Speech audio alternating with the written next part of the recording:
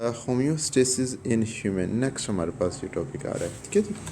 तो यहाँ पे आ रहा है लाइक अदर कॉम्प्लेक्स एनिमल्स, दूसरे जो है ना कॉम्प्लेक्स ऑर्गेनिज्म की तरह भी इंसान के अंदर भी ना बड़ा डिवेल्प जो है ना होम्योस्टेसिस सिस्टम होता है। ठीक है जी। अच्छा, अब होम्योस्टेसिस सिस्टम जो है ना इंसान का, वो किन चीज़ों पर मुश्तमिल होता है वो हमने यहाँ पे पढ़नी है।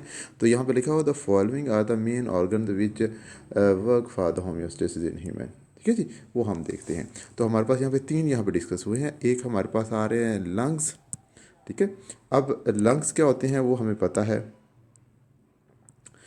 लंग्स हमारे पास होते हैं जी, क्या करते हैं, क्या है, एक्सेस जो होती है ना हमारे जिस्म के अंदर कार्बन डाइऑक्साइड, उसको रिमूव करते हैं। सिंपल सी बात। ठीक है जी। उसके बाद आता है हमारे पास स्किन। स्किन का जो हमारी जो है ना जिल्द का मेन जो है ना रोल वो होता है maintenance of body temperature. Main काम होता है ये।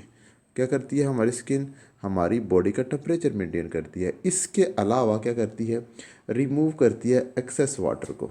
नंबर टू हो गया, एक्सेस वाटर को रिमूव करेगी।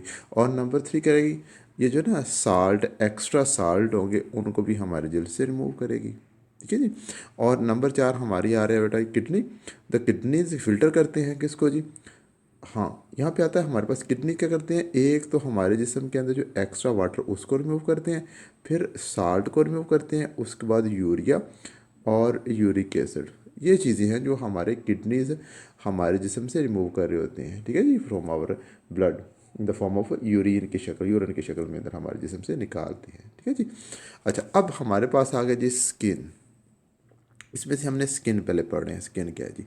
अच्छा, सबसे पहले क्या किया गया है, स्किन की स्ट्रक्चर बयान की गई कि स्ट्रक्चर किस तरह की होती है। ठीक है, तो वो कहते हैं कि we know that our skin consist of two layer. हमारी स्किन की दो तहें होती हैं। एक होती है एपिडर्मस, और जो है ना सेकंड हमारे पास होती है डर्मस, यहाँ पे लिखी होगी। ठीक है जी। एक हमारे पास होती है एपिडर्मस, सेकंड क्या होती है डर्मस। तो ये जो एपिडर्मस है ना, ये मैं आप लोगों को ना इसकी स्ट्रक्चर दिखाता हूँ। मैंने एक तस्वीर आप लोगों के लिए डाउनलोड की हुई है, ये देख लें, हमारे पास आ गई। ये देखिए, ये हमारे पास एक ना स्किन नज़र आ रही है आपको। ठीक है, अब स्किन की दो तहें हैं। एक हम कह रहे हैं हमारे पास क्या है, डर्मस, और एपिडर्मस, और उसके बाद हमारे पास नीचे जो है ना क्या होती है, डर्मस। ये यहाँ से लेके ये आप लोगों को उतनी ऊपर वाली जो तह नज़र आ रही है ना, ये वाली, ये कौन सी है जी, है ये है डर्मस। अब डर्मस के अंदर जो है ना सिर्फ प्रोटेक्टिव लेयर होती है। डर्मस सिर्फ प्रोटेक्टिव लेयर होती है, और डेड कैरेटनाइज सेल होते हैं जो इसको बनाते हैं। ठीक है, उसके नीचे जो है ना हमारे पास डर्मस, वो मेन लेयर है। ये आप लोगों को नज़र आ रही है, ये वाला पोर्शन, ये किसका है जी, डर्मस का। अब डर्मस के अंदर चार पांच चीज़ें होती हैं, वो देख ले ज़रा, वो आपकी किताब के अंदर लिखी भी हुई हैं। नंबर वन क्या आते हैं, ये जो हेयर्स है ना, हमारे हेयर्स वो कहाँ से निकल रहे हैं, हमारी डर्मस में से। ठीक है जी। और उसके साथ यहाँ पे ना हमारे स्पेशियस ग्लैंड, ये आप लोगों को नज़र आ रही है क्या जी, स्पेशियस ग्लैंड। ये स्पेशियस ग्लैंड ये भी कहाँ पे है, डर्मस के अंदर। अच्छा, उसके बाद हमारे पास आती हैं हमारी नर्व्स। ये आप लोगों को नर्व्स नज़र आ रही। ठीक है, ये नर्व्स, सारी नर्व्स। ठीक है, ये नर्व्स भी कहाँ पे, हमारी डर्मस के अंदर। ठीक हो गया जी। और उसके बाद हमारे पास पसीने के ग्लैंड, जिसे हम कहते हैं स्वेट ग्लैंड, ये लिखा भी है आप लोगों के पास। ये भी कहाँ पे होते हैं, हमारे जो है ना डर्मस के अंदर। तो चीज़ें यहाँ पे देख लें, एक हम कह रहे हैं हेयर, नर्वस, नर्व्स होगी, और स्पेशियस ग्लैंड, स्वेट ग्लैंड, ठीक है, और हेयर, ये सारे कहाँ पे आ रहे हैं, और नर्व्स वगैरह सारी चीज़ें कहाँ पे आ रही हैं, हमारी डर्मस के अंदर। ठीक है जी। तो ये उन्होंने यहाँ पे सारी चीज़ें लिखी भी हैं, ये ना उन्होंने तफसील के साथ देखे जी। ये देखें, कह रहे हैं dermis is the outer protective layer without blood vessel, कि जो है ना एपिडर्मस के अंदर कोई ब्लड वेसल नहीं होती। ठीक है, while dermis is the inner layer, dermis जो है ना अंदरूनी तह होती है, और कंटेनिंग नंबर आ रही है ब्लड वेसल इसके अंदर होती हैं, फिर सेंसरी नर्व होती हैं, सेंसरी नर्व एंडिंग होती हैं, और फिर हमारे पास स्वेट एंड स्पेशियस ग्लैंड्स होती हैं। ये जो ऑयल ग्लैंड है वो असल में स्पेशियस ग्लैंड्स है, और हेयर्स होते हैं। ठीक है, हेयर्स, और सेकंड जो है ना फैट सेल होते हैं। अब वो फैट सेल क्या करते हैं, वो असल में एक लेयर बनाते हैं, ये आगे आएगा। ठीक है जी। फैट सेल क्या करते हैं, एक लेयर बनाते हैं जो हमारी बॉडी को इंसुलेट करते हैं, ये आगे आएगा, हम देखते हैं इसको भी। ठीक है जी। तो skin perform the important function. अब हमारी स्किन का फंक्शन आ गया, regulation of body temperature. Regulation of body temperature, इतनी सी बात, हमारी स्किन करती क्या है, बॉडी टेम्परेचर को मेंटेन करती है। ये हमारे पास फंक्शन आ गया। ठीक है। अब ये बॉडी टेम्परेचर को कैसे मेंटेन करती है, ये बात आती है, वही मैं बता रहा हूँ कि हमारी जो है ना डर्मस के अंदर एक फैट की लेयर होती है, ठीक है, फैट की लेयर होती है। और फैट की लेयर करती क्या है, हमारी बॉडी को इंसुलेट करती है। The thin layer of fat cell in the dermis insulate our body. Insulate का मतलब है कि हमारी बॉडी के अंदर ना तो ये हरारत आने देती है, ना ही ये बाहर हमारी बॉडी से बाहर जाने देती है, ठीक है जी। तो कंस्ट्रक्शन ऑफ द, हाँ आगे हमारे पास एक और चीज़ आ गई, ये हमारे पास एक फंक्शन आ गया। फंक्शन हमारे पास है रेगुलेशन ऑफ बॉडी टेम्परेचर, ये इतनी सी बात आप लिख सकते हैं, ठीक है जी, ये फंक्शन, ठीक है जी, फंक्शन में हमारे। उसके बाद हमारे पास एक और होता है गॉसिप बम्प्स, ठीक है। ये क्या चीज़ होती है गॉसिप बम्प्स, ये मैं आप लोगों को, ये को तस्वीर है मैं वो आप लोगों को दिखाता हूँ, ये भी बड़ी मज़े की है। ये हमारे पास आ गॉसिप बम्प्स, ठीक है। होता क्या है कि हमारे जो है ना ये हेयर्स आप लोगों को नज़र आ रहे हैं, हमारे क्या है चीज़ें, ये हेयर्स हैं, यहाँ पे आप लोगों को ये बाल नज़र आ रहे जी, ये जो हेयर। अब हेयर्स के ना जहाँ पे होते हैं ना फॉलिकल्स, हमारी स्किन के अंदर फॉलिकल्स होते हैं, फॉलिकल्स के साथ ना, फॉलिकल्स के इर्द गिर्द हमारे मसल्स होते हैं, इन हेयर के साथ मसल्स अटैच होते हैं। वो मसल्स की कंट्रैक्शन से ये हमारे फॉलिकल्स के साथ हेयर्स हमारी डर्मस के अंदर होते हैं, और मसल्स की कंट्रैक्शन से हमारे ये जो हेयर बिल्कुल सीधे खड़े हो जाते हैं, कि जिसकी वजह से क्या होता है कि यहाँ पे हवा की एक तह बन जाती है, ये हमारी स्किन के ऊपर हवा की एक तह बन जाती है जो कि वार्म होती, गर्म हवा की एक तह बन जाती है, ठीक है।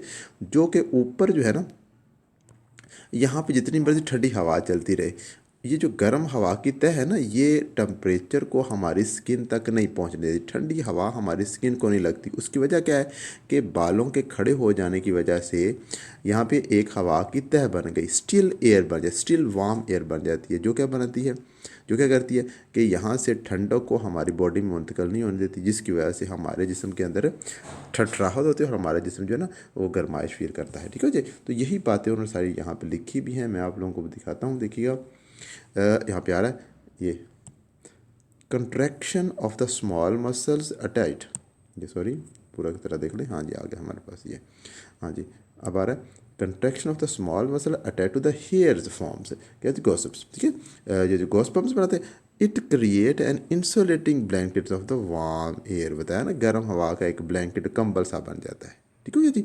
अच्छा जी, अच्छा उसके बाद हमारे पास इसका फंक्शन पहले फर्स्ट हो गया, फिर हमारे पास आ गया ये अलहदा चीज़ आ गई, ये जो है ना गोस्पम्स हो गया, ठीक है, ये हमारे पास अलहदा चीज़ होगी। और इसके साथ हमारे पास एक और फंक्शन आता है, वो ये है, यहाँ पे आगे लिखा हुआ है पेज के ऊपर, देखिए जी, सिमिलरली दूसरा फंक्शन है सिमिलरली, ये जो है ना दूसरा फंक्शन हमारे पास आ रहा है, स्किन जो है ना हमारी क्या करती है, similarly skin help in providing the cooling effect, ठीक है। कूलिंग इफेक्ट, हमारी स्किन क्या करती है, कूलिंग इफेक्ट प्रोवाइड करती है हमारी बॉडी को। कूलिंग इफेक्ट कैसे प्रोवाइड करती है, हमने पढ़ा था कि हमारे ना स्वेट ग्लैंड होती है, स्वेट ग्लैंड से पसीना खारिज होता है, ठीक है। पसीना खारिज होता है, जब पसीना हमारी स्किन के ऊपर आता है ना, तो वहाँ से अवेपोरेशन होती है, अवेपोरेशन कॉज कूलिंग, ठीक है। अवेपोरेशन जब भी होती है ठंडक पैदा होती है, जिससे हमारे जिस्म को ठंडक का एहसास होता है। वो सारी बातें वो यहाँ पे लिखी हुई है। Cooling effect when the sweat gland produce the sweat gland, हाँ जी, व्हेन स्वेट यानी पसीना is produced by the sweat gland and excessive body heat escape through the evaporation, हमारी बॉडी की एक्सेसिव हीट वो भी एवेपोरेशन से क्या हो जाती है, खारिज होती है। और उसके साथ आ रही है ये हमारे पास कूलिंग इफेक्ट नंबर 2 हो गया, हमारे जो फंक्शन हो गया स्किन का। और नंबर 3 ये आ रहा है हमारे पास मेटाबॉलिक वेस्ट की रिमूवल, हमारी स्किन क्या करती है, मेटाबॉलिक वेस्ट को भी रिमूव करती है, such as excessive water, salt और यूरिया वगैरह, इन तमाम को क्या करती है, रिमूव करती है, ठीक है जी। तो ये हमारे पास फंक्शन आ रहे हैं स्किन के। और नेक्स्ट हमारे पास आ रहा है लंग्स। तो लंग्स के फंक्शन जो है ना, हम पिछले चैप्टर में हमने पढ़ा था कि एक्सचेंज ऑफ गैसेज होती हैं लंग्स से, ठीक है जी। एक्सचेंज ऑफ गैसेस कैसे होती है, हमने पढ़ा था कि रेस्पिरेशन के नतीजे में हमारे जिस्म के अंदर कार्बन डाइऑक्साइड प्रोड्यूस होती है, ठीक है। और वो वाली कार्बन डाइऑक्साइड हमारे ब्लड से हमारे लंग्स तक आती है, और लंग्स से फिर बॉडी से बाहर रिलीज़ होती है जब हम सांस लेते हैं।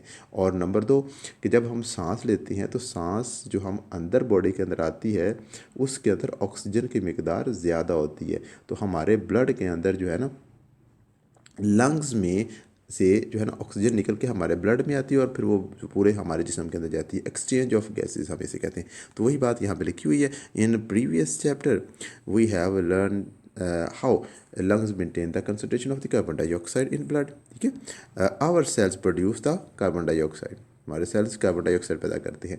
When perform the cellular respiration, जब भी सेलुलर रेस्पिरेशन करते हैं। For example carbon dioxide diffuse into the tissues fluid. ठीक है, टिश्यू फ्लूइड के अंदर आ जाती है, वहाँ से वो ब्लड में आ जाती है। ठीक है, blood carries the carbon dioxide to the lungs, और लंग्स उसको क्या करते हैं, जिसम से बाहर खारिज कर देते हैं। ठीक है जी, मुझे उम्मीद है आप लोगों को समझ आई होगी। सिंपल सा लेक्चर है, इसमें कोई टफ नहीं है।